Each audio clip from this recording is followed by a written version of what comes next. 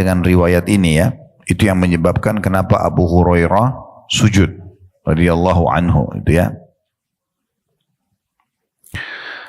Jadi kita perlu titik beratkan sebab sujudnya Abu Hurairah di sini. Yang pertama, beliau sujud pada saat sholat karena sunnahnya sujud pada saat ada ayat sujud. Walaupun ini tidak apa-apa kita nggak sujud, gitu ya. Tetapi sudah kita bahasakan, kita sedang membahas sunnah-sunnah tambahan. Jadi setiap lewat ayat tentang sujud, usahakan sujud walaupun lagi sholat. Kita sujud, kemudian bangun lagi, melanjutkan ayat setelahnya. Kalau dia berada di akhir surah, ya, di akhir surah, misalnya wasjud waqtarib, ya, di dalam surah Al-Alaq, ya, di akhir ayat, maka kita sujud, kemudian kita bangkit, lalu lanjut surah lain, tidak masalah. Walaupun 1-2 ayat, baru kita ruku, kemudian kita i'tidal dan seterusnya. Ya. Kemudian dalam riwayat ini disebutkan ada contoh sunnah yang lain, yaitu Abu Hurairah menambah setelah salam sujud lagi. Jadi di sini kayak ada 2 kali sujudnya. Kalau baca surah Al-Insyiqaq, dibaca pada saat tilawah ayat 21-nya, dan kalau dalam sholat setelah salam Abu Hurairah sujud lagi. Kenapa beliau sujud di sini lagi? Karena perhatikan ayat 21, di sini bukan hanya karena ada perintah kata-kata sujud, tapi perhatikan ya, wa idza quriya alaihimul qur'anu la yasjudun. Apabila Al-Qur'an dibacakan kepada mereka, mereka tidak bersujud.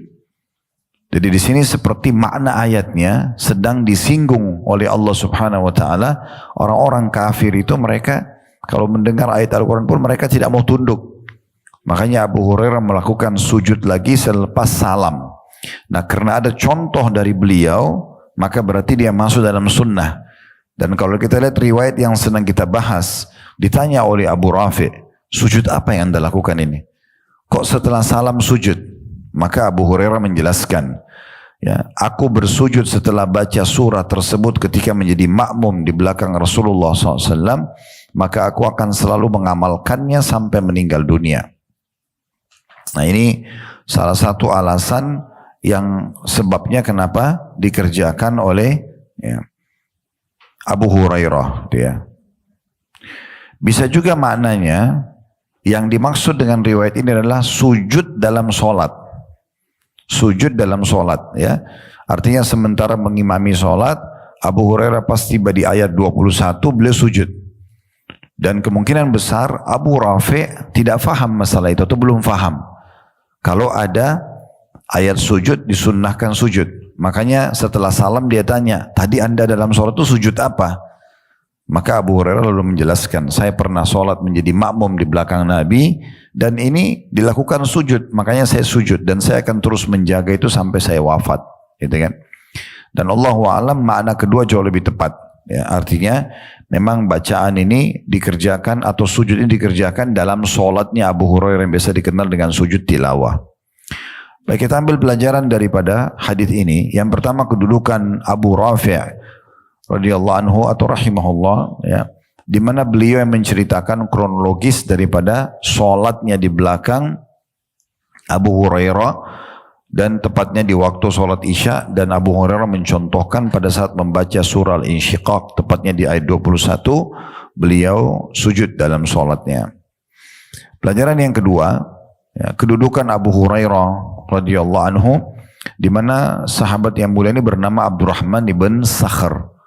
Abdurrahman ibn Sakhr, dan beliau berasal dari kota Taif. Ya. Tidak asing kota Taif buat kita sekarang karena sering didatangi oleh para jemaah haji, jemaah umroh, ya. Jadi dulu waktu Nabi SAW mengepung kota Taif, Allah belum mengizinkan untuk menembusnya itu, ya. Tetapi mereka tunduk setelah terjadi perang Hunain, dan sempat para wanita mereka dan anak-anak mereka menjadi tawanan kaum muslimin. Akhirnya mereka datang untuk menyatakan masuk Islam dan dibebaskan oleh Nabi SAW itu, ya. Dan ini juga efek daripada doa Nabi. Waktu Nabi SAW berdakwah kurang lebih 10 tahun di Mekah, itu semua totalnya 13 tahun. Tapi 10 tahun masa kenabian di Mekah, tidak ada orang yang masuk Islam kecuali 153 orang saja. Karena betul-betul waktu itu diisolasi sekali Islam. Jadi tidak boleh orang bertanya tentang Islam, tidak boleh orang belajar Islam, dan kaum muslimin di Mekah waktu itu tidak aman. Setiap kali ditemukan ada yang pukul, ada yang ambil hartanya, ada yang bunuh, nggak kena hukum. Maka Nabi SAW berpikir untuk mengekspansi dakwah beliau, coba berdakwah di luar kota Mekah, kemudian beliau menuju ke kota Taif. Tapi orang-orang Taif menolak pada saat itu. Ya, pemimpin-pemimpin mereka dalam sebuah asar disebutkan setelah didatangi oleh Abu Lahab, paman Nabi sendiri, itu menolak dan menyuruh masyarakatnya untuk melempari Nabi dengan batu. Dengan cara dilempari kaki Nabi yang diangkat itu yang dilempari oleh batu. Dan kita bisa bayangkan kalau satu kota yang melempari batu, betapa sakitnya gitu ya.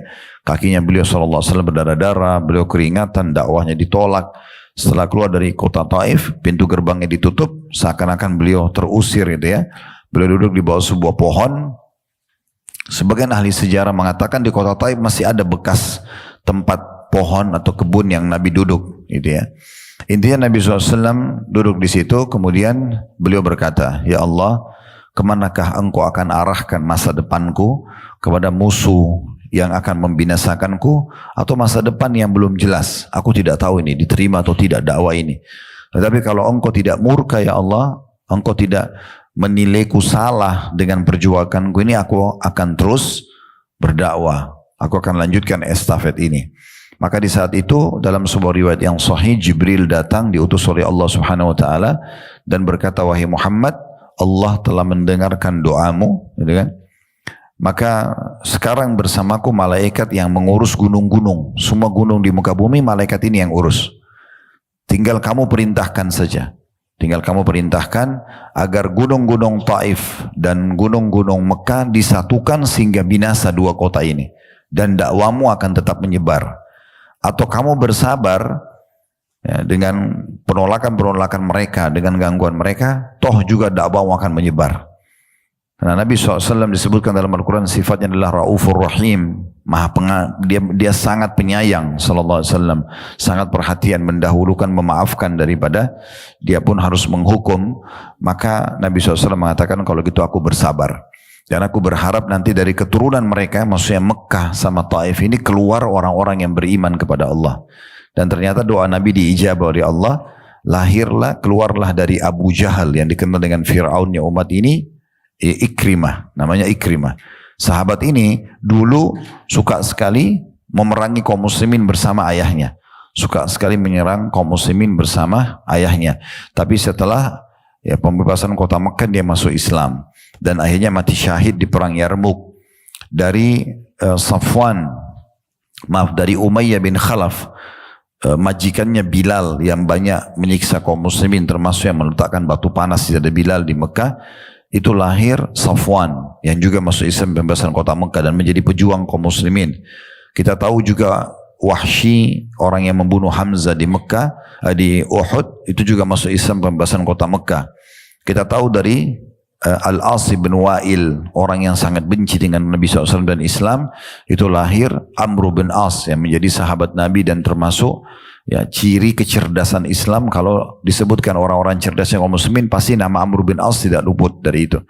Dari Al-Walid ibn Mughirah lahirlah Khalid bin Walid yang terkenal dengan pejuang Islam. Ini semua keturunan orang-orang Mekah, tokoh-tokoh Mekah yang akhirnya mendapatkan petunjuk karena doa Nabi SAW. Nah, dari kota Taif keluar Abu Hurairah. Nah, ini yang sedang menyampaikan riwayat ini. Namanya Abdurrahman ibn Sakhr radhiyallahu anhu, dan dia dari kota Taif yang juga termasuk mendapatkan doa Nabi. Beliau masuk Islam hanya beberapa bulan sebelum wafatnya Nabi SAW. Tapi kalau kita cari tahu orang yang paling banyak meriwayatkan hadis dari kalangan laki-laki, kita akan temukan Abu Hurairah. Karena begitu masuk Islam, dia betul-betul menekuni Islam, banyak menghafal hadis-hadis Nabi SAW, banyak menyampaikan. Sampai sebagian sahabat saja di masa hidup mereka, itu masih ada yang curiga sama Abu Hurairah. Ya, karena banyaknya hadis yang dia sampaikan gitu ya. Tetapi akhirnya sahabat pun menerima karena memang apa yang dia sampaikan itu memiliki saksi-saksi. Banyak orang yang mengetahuinya. Nah, Abu Hurairah ini cukup banyak meriwayatkan hadis. Tadi itu sedikit kronologis tentang beliau. Di antaranya adalah riwayat tentang cara sujud, ya, sujud tilawah yang dibaca pada saat terlintas ayat atau surah dari ayat-ayat Al-Quran yang ada kata-kata sujudnya. Ini faedah kedua dari hadis. Faedah pertama kedudukan Abu Rafi', faedah kedua kedudukan Abu Hurairah dan sudah kita sebutkan kisahnya. Pelajaran yang ketiga yang bisa diambil, bahwasanya salah satu yang dicontohkan oleh Nabi SAW dan itu disampaikan Abu Hurairah dalam sholat Isya, baca surah Al-Insyiqaq. Jadi kalau bisa jadikan ini sebagai salah satu program kita menghafal surah Al-Insyiqaq, karena ini hanya 25 ayat, ya, dan pendek-pendek. Ya, coba tadi kalau masih terbuka aplikasi surah Al-Insyiqaq, coba lihat ayatnya pendek-pendek, ya, itu mudah sekali, ya. Dan salah satu kebijaksanaan seorang muslim adalah Bapak Ibu usahakan menjadikan target minimal seminggu sekali, kalau tidak sebulan sekali, hafalan Qur'annya bertambah. Walaupun hanya 2 ayat, 1 surah, kalau surah-surah pendek minimal itu, ya. Jadi selalu ada tambah, ya. Sehingga kita tidak tahu keberkahan bagaimana Allah membuat kita menghafal Al-Quran, tapi usahakan ada tambahan. Kita menambah. Jadi tidak puas dengan surah-surah yang kita sudah hafal saja, ya. Apalagi kalau yang seperti ini terlintas memang surah-surah yang tidak sulit untuk dihafal dan diamalkan pada saat kita sholat Isya. Tadi saya bahasakan, walaupun Bapak Ibu mengerjakan sekali seumur hidup, minimal pernah membaca surah Al-Insyiqaq di sholat Isya. Karena itu adalah sunnah Nabi, ya. Kalau kita bisa rutinkan itu bagus sekali, ya. Pelajaran keempat, adanya sujud tilawah, ya, dan disebutkan di dalam sebuah hadis yang sahih, kalau seorang hamba, ya, sujud pada saat membaca ayat Al-Quran, ya, ayat-ayat sujud, maka syaitan di sebelahnya menangis. Syaitan di sebelahnya menangis seraya mengatakan, anak Adam ini disuruh sujud maka dia sujud, ya, sementara saya disuruh sujud tapi saya tidak mau sujud. Dalam riwayat lain, baginya surga dan bagiku neraka, ya. Maka sujud ini adalah satu perbuatan yang sangat mulia tentunya. Makanya kata Nabi SAW, pada saat justru kita letakkan dahi kita di tanah, ya, begitu merendahnya kita, justru pada saat itu kita paling dekat dengan Allah. Kata Nabi SAW, akrabu abdun ila rabbihi wa huwa sajid. Paling dekatnya seorang hamba dengan Tuhannya pada saat dia sedang sujud. Ya, jadi sujud ini memang kegiatan yang luar biasa. Makanya kata Umar radhiyallahu anhu dalam sebuah statement beliau mengatakan, kalau bukan karena 3 hal aku tidak berharap hidup sesaat pun. Lalu beliau sebutkan, yang pertama jihad di jalan Allah, yang kedua meletakkan dahiku sujud di tanah untuk Tuhanku atau penciptaku. Baru yang ketiga, duduk bersama dengan satu kaum, komunitas orang yang menyortir tutur kata yang baik, ya, sebagaimana disortirnya kurma yang berkualitas tentunya. Jadi ini statement Umar yang poin nomor 2-nya tadi adalah meletakkan dahiku sujud kepada Sang Pencipta Allah. Nah, ini memang satu kegiatan yang luar biasa. Nanti di hari kiamat Allah Subhanahu wa taala menyuruh kita semua di mahsyar untuk sujud. Dan yang bisa sujud hanya orang-orang yang sudah biasa sujud di dunia. Yang tidak pernah sujud maka tidak bisa menundukkan kepala mereka. Ya, maka Allah mengatakan dalam Al-Quran, mereka dulu di dunia disuruh sujud tapi mereka tidak mau. Ya, mereka tidak mau. Makanya salah satu poin yang harus dijaga dalam sholat adalah sujud yang lama, ya, tenang, penuh tumaknina. Karena itu justru gerakan yang paling dekatnya kita kepada Allah Subhanahu wa ta'ala. Pelajaran terakhir yang bisa diambil dari hadis ini adalah bagaimana pentingnya seorang muslim konsisten menjaga sunnah-sunnah Nabi. Makanya Abu Hurairah mengatakan, saya akan terus amalkan sampai saya wafat. Ya, ini perkataan ini bukan hanya sekedar diucapkan begitu saja. Artinya beliau ingin menyampaikan pesan, kalau setiap kali sampai kepadaku dan kepada kalian pesan dari Nabi atau satu perbuatan Nabi SAW dalam ibadah, maka konsisten dijaga.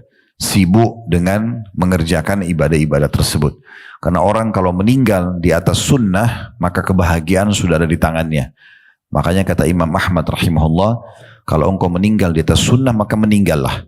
Artinya tidak ada perlu dikhawatirkan. Ya, karena memang sudah coba mencontohi Nabi Muhammad SAW, maka sebagaimana beliau selamat, kita juga pasti akan selamat. Nah, itu yang dimaksud dengan statement Abu Hurairah, "Fala azalu asjudu biha hatta alqah." Maka aku akan terus saja mengamalkannya, sujud itu sampai aku bertemu dengan Allah atau meninggal dunia. Jadi itu tentang surah Al-Insyiqaq, surah nomor 84 dalam Al-Quran, dan terdiri dari 25 ayat. Selanjutnya, Rasulullah SAW juga membaca surah At-Tin ketika sholat Isya dalam safar beliau. Dari Al-Bara' ibn Azib radhiyallahu anhu, anna Nabiya sallallahu alaihi wasallam kana fi safar, faqara fil Isya fi ihda ar-rak'ataini bi wat-tini waz-zaitun. Suatu ketika Nabi SAW berada dalam safar atau perjalanan jauh, kemudian pada saat sholat Isya beliau membaca surah At-Tin dalam salah satu rakaatnya. Tentu kedua riwayat ini ada footnote di bawah ya, diriwayatkan dua-duanya oleh Bukhari dan juga Muslim. Dalam redaksi Al-Bukhari disebutkan bab tanda kutip bacaan dalam sholat Isya. Sementara Al-Bara' ibn Azib radhiyallahu anhu berkata, Sami'tu an-Nabiy sallallahu alaihi wasallam yaqra' wat-tini waz-zaitun fil Isya wa ma sami'tu ahadan ahsana sautan minhu aw qira'ah. Aku mendengarkan Nabi SAW membaca surah At-Tin